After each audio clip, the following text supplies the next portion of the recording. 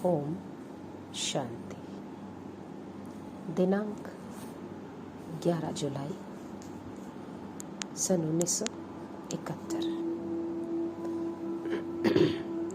मीठे मीठे अव्यक्त बाप दादा के मधुबन से उच्चारित मधुर महावाक्य। अव्यक्त वाणी का विषय है विश्व कल्याणकारी बनने के लिए मुख्य धारणाएं। मीठे मीठे बाप दादा बोले, आज के इस संगठन को कौन सा संगठन कहें? गुजरात का संगठन। अपने को गुजरात का तो नहीं समझते हो। जैसे बाप बेहद का मालिक है, वैसे भले कहाँ भी निमित्त बने हुए हो, लेकिन हो तो विश्व कल्याणकारी। दृष्टि और वृत्ति अथवा स्मृति में भी विश्व कल्याणकारी की भावना सदैव रहती है कि गुजरात के कल्याण की भावना रहती है।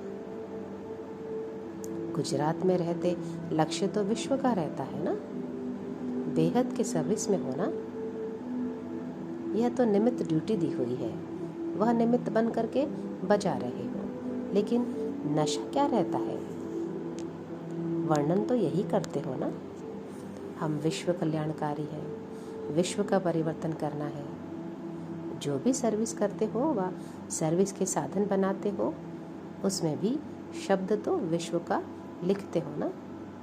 विश्व का नवनिर्माण करने वाले हो, विश्व का परिवर्तन होता जाता है।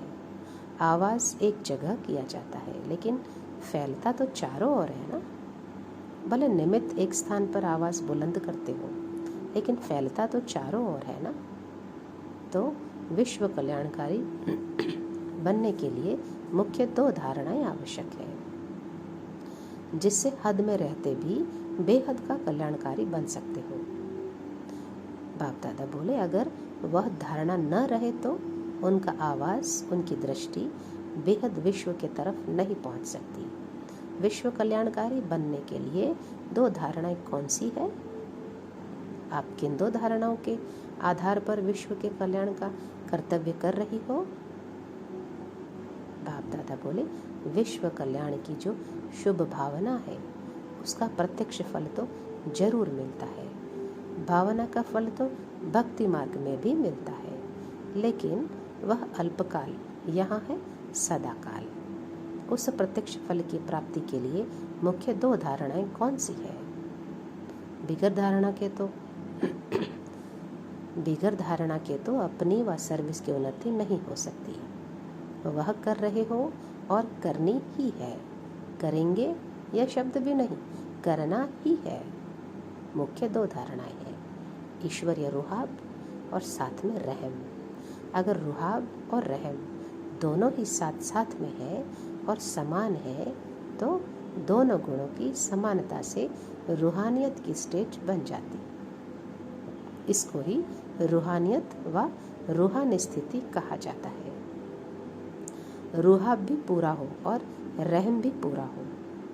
अभी रुहाब को छोड़ सिर्फ रहम करते हो, व रहम को छोड़ सिर्फ रुहाब में आते हो, इसलिए दोनों की समानता से जो रूहानियत की स्थिति बनती है उसकी कमी हो जाती है।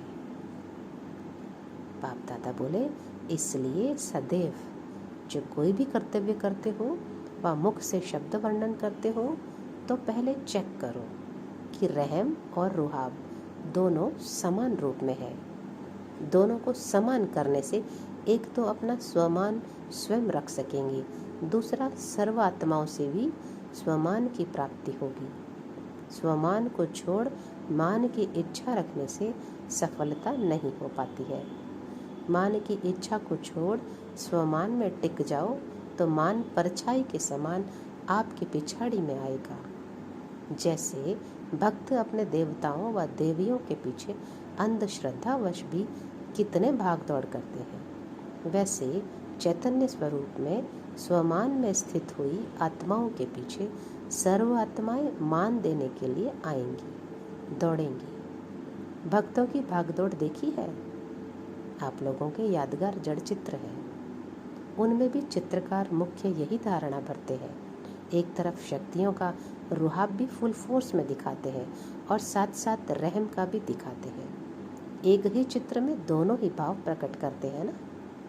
यह क्यों बना है? क्योंकि प्रैक्टिकल में आप रुहाब और रहमदिल मूर्त बने हो। तो जड़ चित्रों में भी यही मुख्य धारणाएं दिखाते हैं। तो आप लोग अभी जब सर्विस पर हो तो सर्विस की प्रत्यक्ष फल का आधार इन दो मुख्य धारणाओं के ऊपर है। रहमदिल जरूर बनना है, लेकिन किस आधार पर और कब, यह भी देखना है। रुहाब रखना जरूर है, लेकिन कैसे और किस तरीके से प्रत्यक्ष करना है, यह भी देखना है। रुहाब कोई वर्णन करने व दिखाने से दिखाई नहीं देता। रुहाब नैन चैन से स्वयं ही अपना साक्षात्कार कराता है। अगर उसका वर्णन करते हैं तो रुहाब बदलकर रौब में दिखाई देता है। तो रौब नहीं दिखाना है, रुहाब में रहना है। रौब को भी अहंकार व क्रोध की वंशावली कहेंगे, इसलिए रौब नहीं दिखाना है, लेकिन रुहाब में जरूर रहना है। जितना जितना रहमदिल के साथ रुहाब में रहेंगे तो फिर रौब खत्म हो ही जाएगा। कोई कैसी भी आत्मा हो, रौब दिलाने वाला भी हो, तो रुहाब और रहमदिल बनने से रौब में कमी नहीं आएगी, रौब में कभी नहीं आएंगे। ऐसे नहीं कि सरकमस्टांसेस ऐसे थे व ऐसे शब्द बोले तो यह करना ही पड़ा। करना ही पड़ेगा, यह तो होगा ही, अभी तो संपूर्ण बने ही नहीं है। यह शब्द अथवा भाषा इस संगठन में नहीं होनी चाहिए, क्योंकि आप निमित्त सर्विस के हो, इसलिए इस संगठन को मास्टर नॉलेजफुल और सर्विसेबल सक्सेसफुल संगठन कहेंगे। जो सक्सेसफुल है वह कोई कारण नहीं बनाते, वह कारण को निवारण में परिवर्तन कर देते हैं, कारण को आगे नहीं रखेंगे। मास्टर नॉलेजफुल सक्सेसफुल आत्माएं कोई कारण के ऊपर सक्सेसफुल नहीं बन सकती। जो मास्टर नॉलेजफुल सक्सेसफुल होते हैं वह अपनी नॉलेज की शक्ति से कारण को निवारण में बदल कर देंगे, फिर कारण खत्म हो जाएगा। निमित्त बनने वाले को विशेष अपने हर संकल्प के ऊपर भी अटेंशन रखना पड़े, क्योंकि निमित्त बनी हुई आत्माओं के ऊपर ही सभी की नज़र होती है। अगर निमित्त बने हुए ही ऐसे ऐसे कारण कहते चलते तो दूसरे जो आपको देख आगे बढ़ते हैं वह आपको क्या उत्तर देंगे?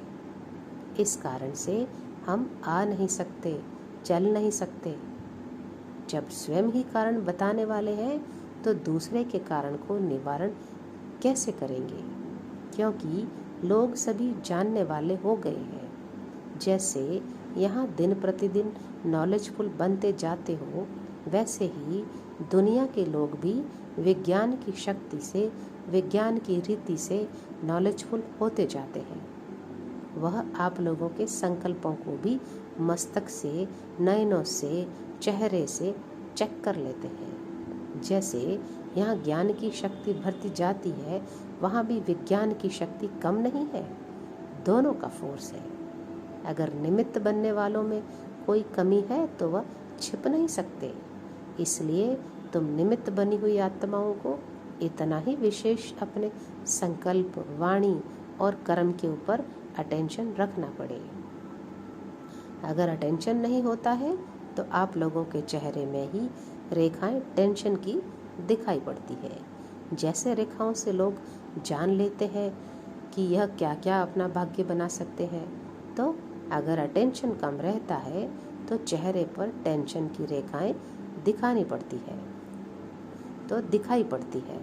उस माया के नॉलेजफुल जान लेते हैं, वह भी कम नहीं। आप लोग अपने आप को भी कभी अलबेले होने कारण परख न सको, लेकिन वह लोग इस बात में आप लोगों से तेज है, क्योंकि उन्हों का कर्तव्य ही यही है। इसलिए निमित्त बने हुए को इतनी जिम्मेदारी लेनी पड़े। कोई भी बात मुश्किल लगती है तो कोई कमी है ज़रूर। अपने आप में निश्चय बुद्धि बनने में कब कुछ कमी कुछ कमी कर लेते हैं। जैसे बाप में 100 है, चाहे एक तरफ आप एक निश्चय बुद्धि हो, दूसरे तरफ सारे विश्व की आत्माएं क्यों ना हो, लेकिन उसमें डगमग नहीं हो सकेंगे। ऐसे ही चाहे दैवी व ईश्वरीय आत्माओं द्वारा व संसारी आत्माओं द्वारा भले कोई भी डगमग कराने के कारण बने, लेकिन अपने आप में भी निश्चय बुद्धि की कमी नहीं होनी चाहिए। इसलिए रुहाब के साथ रहम भी रखना है।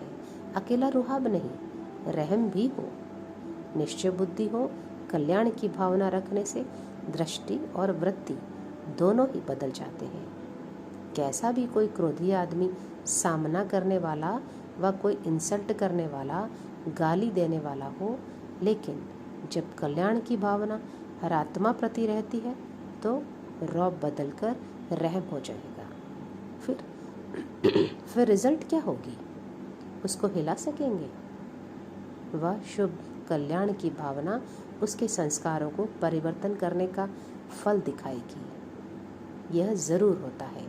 कोई बीज से प्रत्यक्ष फल निकलता है, कोई फौरन प्रत्यक्ष फल नहीं देते, कुछ समय लगता है। इसमें अधीर नहीं होना है कि फल तो निकलता ही नहीं है। सभी फल फौरन नहीं मिलते। कोई बीज फल तब देता है जब नेचुरल वर्षा होती है, पानी देने से नहीं निकलता। यह भी ड्रामा की नोंद है। अब अविनाशी बीज जो डाल रहे हो, कोई तो प्रत्यक्ष फल दिखाई देंगे, कोई फिर नेचुरल कैलेमिटीज होंगी। जब ड्रामा का सीन बदलने वाला होगा तो वह नेचुरल वायुमंडल वातावरण उस बीज का फल निकालेगा। विनाश तो होगा, यह तो गारंटी है।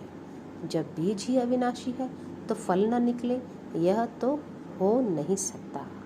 लेकिन कोई नज़दीक आते हैं, कोई पीछे आने वाले हैं, तो अभी आएंगे कैसे? वह फल भी पीछे देंगे। इसलिए कभी भी सर्विस करते यह नहीं देखना व यह नहीं सोचना कि जो किया वह कोई व्यर्थ गया। नंबरवार समय प्रमाण फल दिखाई देते जाएंगे। तो यह सक्सेसफुल ग्रुप है, नॉलेजफुल है, सर्विसेबल है, यह छाप है। अपने इस ट्रेडमार्क को सदैव देखते रहना। त्रिमूर्ति छाप लगी ना, और यही स्मृति में रखकर हर सर्विस के कदम को पद्मों की कमाई में परिवर्तन कर चलना है। यह चेक करो कि हर संकल्प से पद्मों की कमाई जमा की, हर वचन से, हर कर्म से, हर कदम से पद्मों की कमाई जमा की। नहीं तो यह कहावत किस लिए है? हर कदम में पद्म है। पद्म कमल पुष्प को भी कहते हैं ना। तो पद्म समान बनकर चलने से हर संकल्प और हर कदम में पद्मों की कमाई कर सकेंगे। एक संकल्प भी बिना कमाई के नहीं होगा। अब तो ऐसा अटेंशन रखने का समय है, एक कदम भी बिना पद्म की कमाई के ना हो। निमित्त बना हुआ ग्रुप है ना, ताजधारी तो हो ही। अपनी जिम्मेवारी का ताज जितना जितना धारण करेंगे, उतना दूसरे की जिम्मेवारी का ताज भी धारण कर सकेंगे। जो निमित्त टीचर्स हैं, ज़्यादा नज़र तो आप लोगों में सभी की है। सामने एग्जाम्पल तो आप हो, इसलिए ज़्यादा जिम्मेवारी आप लोगों के ऊपर है। आप लोग एक दर्पण के रूप में उन्हों के आगे हो। आपके नॉलेज की स्थिति के दर्पण से अपने स्वरूप का साक्षात्कार कराने वाले दर्पण आप हो। तो जितना दर्पण पावरफुल, उतना साक्षात्कार स्पष्ट, तो उसकी स्मृति पावरफुल रहेगी।